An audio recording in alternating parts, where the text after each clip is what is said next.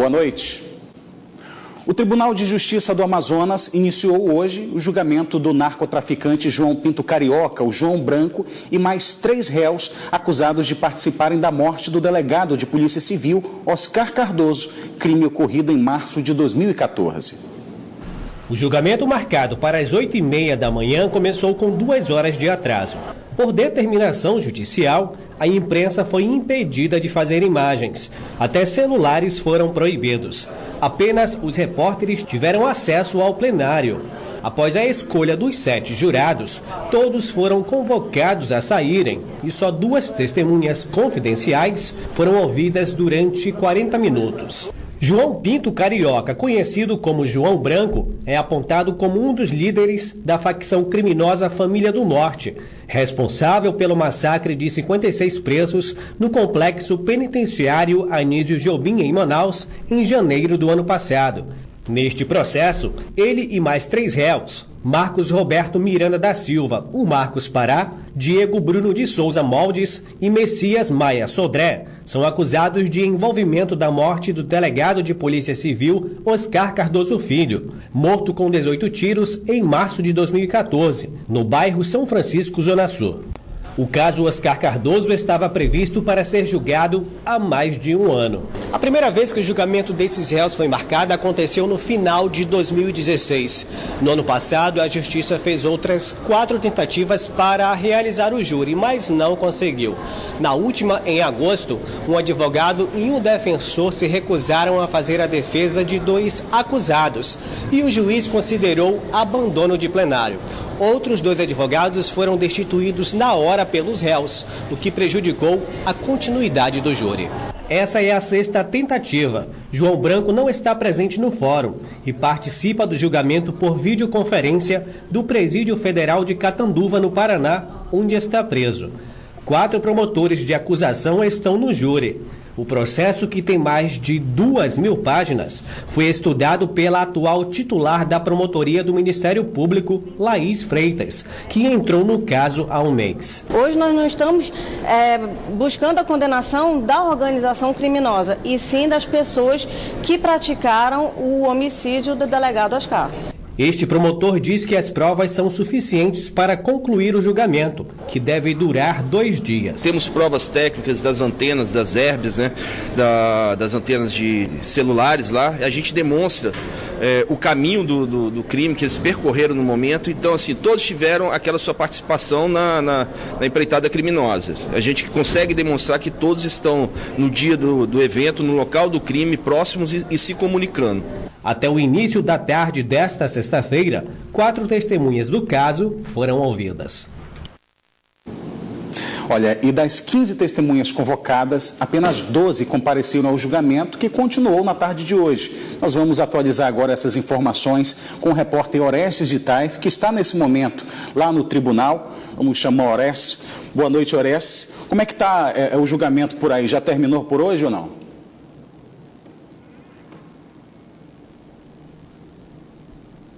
Boa noite, Neto Cavalcante. Boa noite especial para você aí de casa, que nos dá o prazer da audiência. Olha, Neto, o julgamento continua aqui no Tribunal do Júri, dentro do Fórum Enoque Reis. Das 12 testemunhas que estavam previstas para ser ouvidas hoje, 6 de manhã foram ouvidas 4 e à tarde 6. Das 6, 2 apenas foram interrogadas, 4 foram dispensadas pela acusação e também pela defesa. O julgamento desse processo acontece de forma gradativa em caráter de urgência também. A partir daí foi a vez dos réus serem interrogados.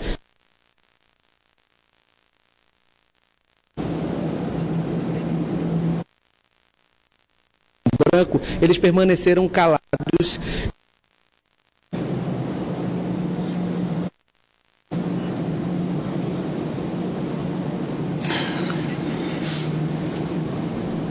Bom, infelizmente a gente teve esse problema de contato com Orestes. É possível que ainda hoje a gente volte com mais informações, mas a gente segue aqui porque familiares e amigos do Sargento Leite, morto nesta quinta-feira após reagir a assalto na zona norte de Manaus, prestaram hoje suas últimas homenagens. Essa já é a 3ª morte de policial registrada só neste ano. Clima de dor e tristeza. Familiares e amigos do 2º Sargento da Polícia Militar, Paulo Robson Leite, prestaram suas últimas homenagens na manhã desta sexta-feira. Mais um policial. Hoje, a Polícia Militar num todo se encontra de luto por perder um policial militar e a forma que o mesmo foi assassinado. Paulo morreu aos 42 anos, vítima de arma de fogo. Segundo a polícia, ele reagiu após um assaltante que estava no micro-ônibus apontar uma arma no rosto de uma criança. Mas pessoas que narram o fato provam que esse policial foi um herói. Mais um herói que morreu defendendo a vida de terceiros. E nós queremos passar essa mensagem para a sociedade amazonense, que nós, policiais militares, mesmo na folga, mesmo indo para casa, fazemos nosso serviço. Doamos a nossa vida pela sociedade amazonense e precisamos ser mais reconhecidos por isso. Essa já é a terceira morte de policial militar registrada no Amazonas em 2018. No ano passado, foram 16 mortes. Quem está pagando o pato é a sociedade. Está morrendo gente inocente, está morrendo criança, está morrendo adulto. O pai de família não pode sair mais para trabalhar, não pode comprar um celular e dar para a filha porque vão roubar na esquina. A mulher não pode botar mais um cordão, uma pulseira porque alguém quer roubar. Infelizmente está assim e está afetando até mesmo nós policiais.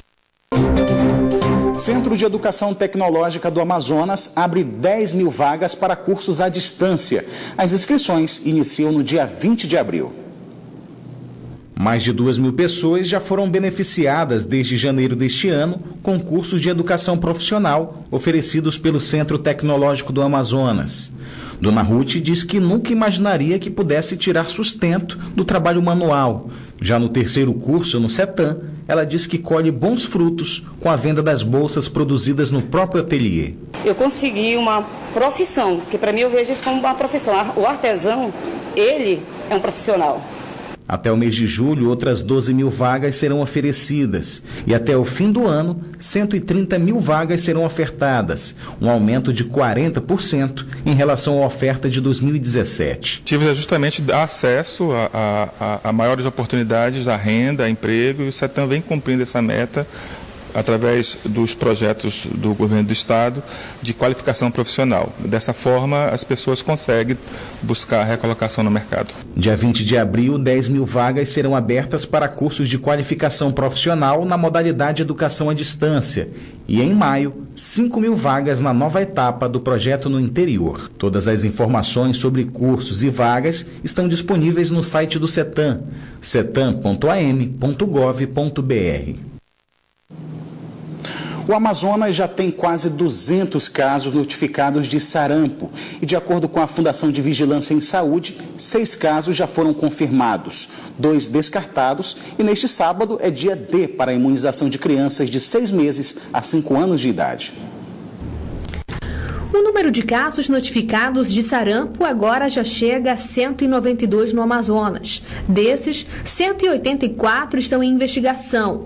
6 já foram confirmados e 2 descartados. A grande concentração de casos hoje é na capital, Manaus. Com mais de 90% dos casos ocorridos aqui em Manaus, que inicialmente se concentrou também numa zona da cidade, que foi a Zona Norte, e posteriormente houve a difusão para os outros distritos, para as outras zonas da capital. Os casos suspeitos também se concentram no interior do estado: Humaitá, Beruri, Itacoatiara, Itapiranga, Iranduba, Manacapuru e São Gabriel da Cachoeira. Segundo a Fundação de Vigilância em Saúde, há 18 anos o Amazonas não apresentava casos de sarampo. E o que vem preocupando é que aproximadamente 65% dos casos da doença são crianças menores de 5 anos. Essa situação, ela se deve também ao não cumprimento de uma cobertura vacinal efetiva. Isso é uma realidade. Ou seja, para que a gente tenha realmente uma segurança maior, nós devemos vacinar cerca de 95% da população considerada população-alvo. E nós tivemos em algumas situações, isso não só o município de Manaus, outros municípios do interior, que não cumpriram essas metas nos últimos anos. Então você realmente fica com a população, um bolsão de suscetíveis, onde a doença realmente pode adentrar, as pessoas realmente não têm imunidade e começar, a partir daí, a ocorrência de casos naquela área. Por isso que 1.500 postos de vacinação serão distribuídos em todas as zonas da capital neste sábado, dia 14 de abril, com a expectativa de que 211 mil crianças possam receber as doses da tríplice viral. O público-alvo são crianças de 6 meses a 5 anos de idade. Essa vacina que está sendo oferecida é uma vacina contra o sarampo, a cachumba e a rubéola. A população a ser vacinada, que está sendo oferecida amanhã na campanha contra o sarampo, é uma população diferenciada, que começa dos 6 meses até os 5 anos de idade. Essa vacina que toma dos 6 meses até 11 meses e 29 dias, ela não conta como vacina da nossa rotina. Para este especialista, o sarampo é uma doença infecciosa aguda, viral e extremamente contagiosa. Os sintomas geralmente apresentam manchas avermelhadas no rosto que logo se espalham para os pés, com duração mínima de 3 dias. O sarampo é uma doença aguda, né, causada por um vírus, é uma doença infecciosa aguda, que cursa com febre alta, as manchas vermelhas no corpo, tosse, conjuntivite, coriza e manchas brancas dentro da boca, tá? É importante que seja diagnosticado por um médico, tá? Porque ela pode se confundir com outras doenças exantemáticas da infância. E vamos agora conferir a previsão do tempo para este sábado em Manaus e em alguns municípios do interior do estado. Em Manaus, a previsão é de sol com nuvens durante o dia. Pode chover a qualquer hora.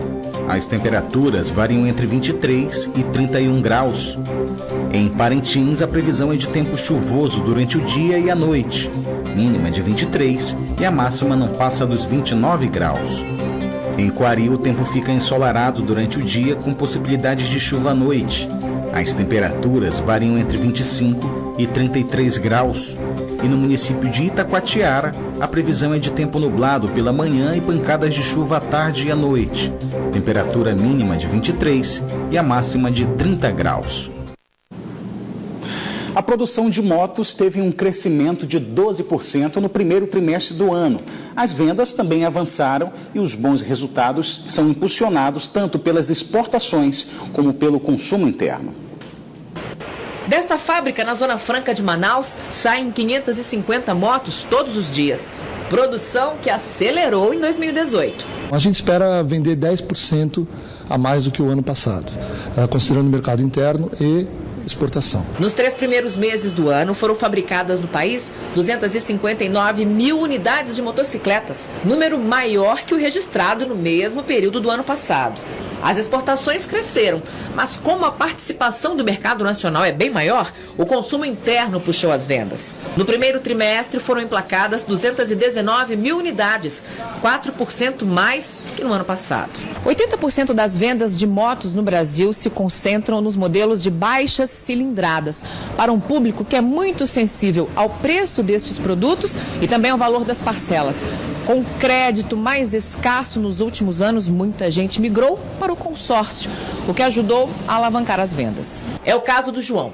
Com dívidas e sem dinheiro para a entrada pedida no financiamento, optou pelo consórcio. Um consórcio hoje depende mais, não depende tanto da sua condição financeira em si, depende só de você assumir a parcela que é estabelecida e aí eu consigo pagar e lá no final eu posso dar um lance que vai me favorecer e eu pegar a moto o mais rápido possível. O setor é importante para a economia, já que alavanca uma rede grande de vendas e prestação de serviços com concessionárias, distribuidoras de peças e manutenção. Depois de 6 anos seguidos de quedas, a previsão de crescimento, tanto na produção como nas vendas de motos para este ano, deve ser revista para cima. Do jeito que está o mercado, crescendo dessa maneira, provavelmente em meados do ano vamos ter que rever essa projeção, considerando esse aumento que está ocorrendo. Natan comprou a primeira moto para trabalhar faz 2 meses e já percebeu que não vai parar por aqui. A liberdade que você tem nela, a autonomia realmente é muito satisfatória. Eu não penso em parar nessa moto, não. Vai para uma maior? Vou para uma maior, com certeza. O governo federal, por meio da FUNASA, anuncia iniciativa na área de saneamento que visa reduzir os índices de doenças de veiculação hídrica no interior do Amazonas. 10 municípios vão ser beneficiados. A instalação do equipamento, que vai gerar água limpa e potável, é oferecer a comunidades rurais a redução de doenças. A criança se alimentou mal, a mãe faz o mingau com uma água contaminada, ou com ferro, ou com alto índice de turbidez. Então isso influencia diretamente na saúde básica de todos os municípios do Amazonas. Durante o evento, foram firmados os 10 primeiros termos de cooperação técnica em comunidades ribeirinhas do estado, sobre a utilização da solução alternativa coletiva de tratamento de água para consumo humano, conhecida como Salta-Z. O Salta-Z pode atender uma média de 100 famílias em uma comunidade, podendo abastecer até 10 mil litros por dia, com água assim, potável e pronta para consumo. 39 comunidades rurais desses 10 municípios do Amazonas vão ser beneficiadas nesse primeiro momento, mas a meta é implantar a tecnologia em 90 comunidades. O maior desafio nosso é o logístico. O maior desafio que nós temos é de mobilização. Mesmo assim, todos os prefeitos estão muito envolvidos nisso. O governo federal, por meio da FUNASA no Amazonas, investiu mais de R$1,5 milhão para a instalação desses equipamentos. Para nós, mais que urgentemente, implantarmos isso num curto espaço de tempo.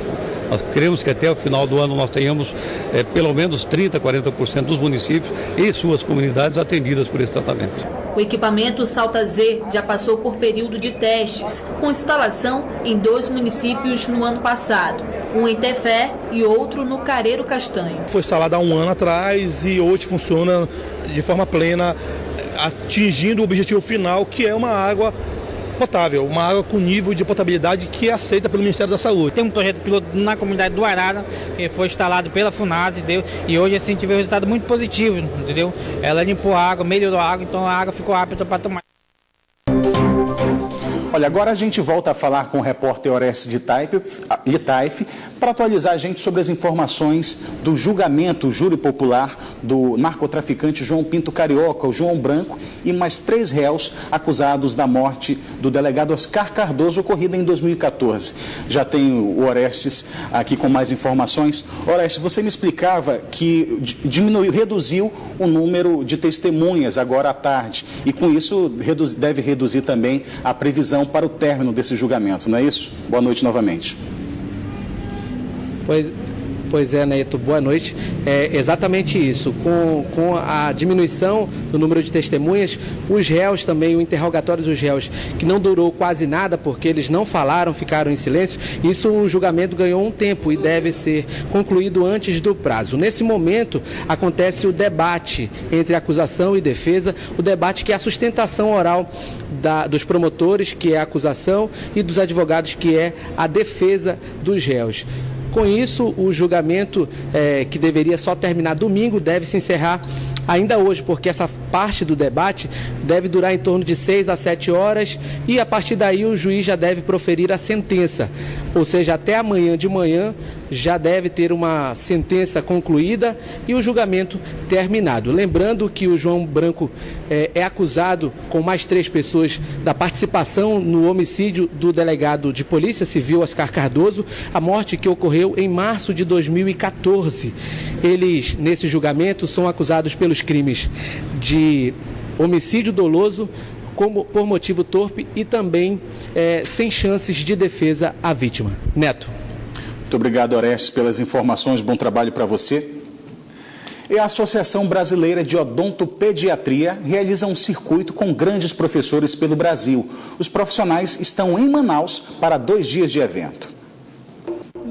O maior circuito de odontopediatria do Brasil acontece até o dia 23 de junho. Serão ao todo 29 cursos em 26 estados. Este aqui em Manaus especificamente é o segundo do circuito, mas o primeiro em Manaus. E que nós esperamos que ele seja um sucesso, tenha um grande êxito. O circuito com o objetivo de levar informação, atualização e modernas técnicas ao clínico sobre o dia a dia do consultório na odontologia de última geração, descomplicar procedimentos e otimizar resultados. Em Manaus, o evento começou nesta sexta-feira e vai até amanhã. Manejo comportamental e abordagem odontológica para crianças com necessidades especiais, os desafios clínicos atuais e tratamento endodôntico vão ser debatidos. E também um dos maiores problemas a se vencer, que é o grande número de crianças que sofrem com cárie. Até em termos de regionais, na região sul e sudeste, menos afetadas, entre aspas, pela doença cárie do que a região norte e nordeste. Em municípios do interior, a situação é ainda mais preocupante. A doença está muito associada ainda a questões sociais, social, regional, cultural, econômico, mas nós tentamos, de uma maneira ou de outra, corrigir essas eventuais desigualdades, essas eventuais lacunas. A ideia é discutir assuntos como esses, para alcançar bons resultados na saúde bucal infantil. Profissionais, professores e estudantes participam do evento. O projeto tenta revelar novos talentos para a política brasileira. A ideia é mudar o sistema político através de cursos preparatórios. O Renova BR quer formar novos protagonistas da história política do Brasil.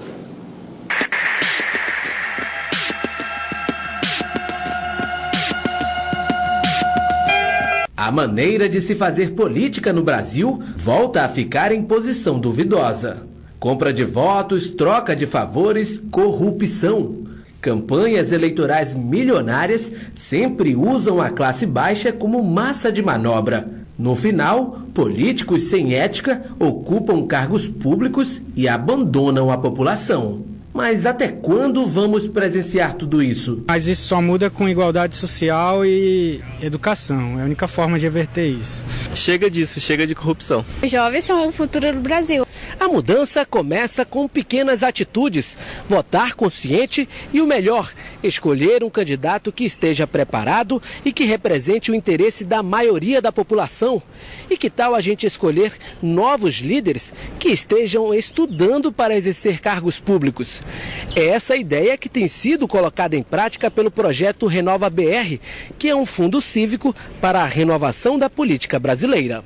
O projeto, que já chegou em Manaus, é uma iniciativa de um grupo de empresários. O objetivo é bancar a formação de novos políticos para futuras eleições, com foco em cadeiras no Congresso Nacional. Então a gente sempre diz, todo mundo tem que estudar para exercer uma profissão. O médico, o advogado, por que o político não pode estudar? Essa sempre é a grande questão que nos move. Então estamos recebendo capacitação para nos estruturarmos, tanto em termos de legislação, como da própria campanha em si. Hoje, o Renova Brasil possui um grupo de 120 pessoas. No Amazonas, 3 novas lideranças estão sendo formadas pelo projeto. Além de Michele, Júlio Lins é um dos líderes do Renova BR aqui no Amazonas. Pelo projeto, Júlio Lins tem desenvolvido sua base em Manaus e também no interior do estado. Eu me insiro exatamente naquele perfil mais ativista, né? Eu organizei manifestações, eu lutei muito por causas que eu acredito e agora eu enxergo que a gente tem que lutar de forma institucional. Não só de fora para dentro, mas de dentro para fora, para encontrar exatamente uma mudança duradoura para a política amazonense.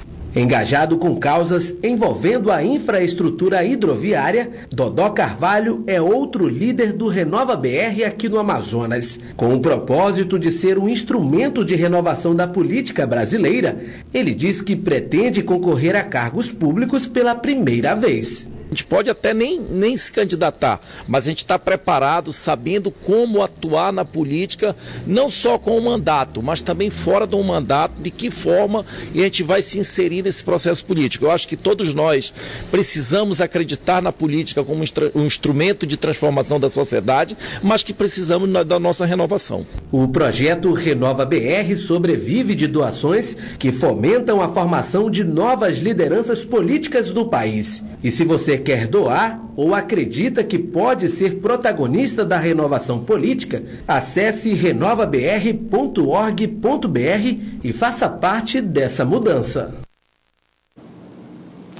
O Band Cidade fica por aqui, mas você pode acompanhar outras notícias nas redes sociais, Facebook e Twitter da Band Amazonas. Para ficar por dentro da programação e bastidores, é só seguir a Band Amazonas no Instagram.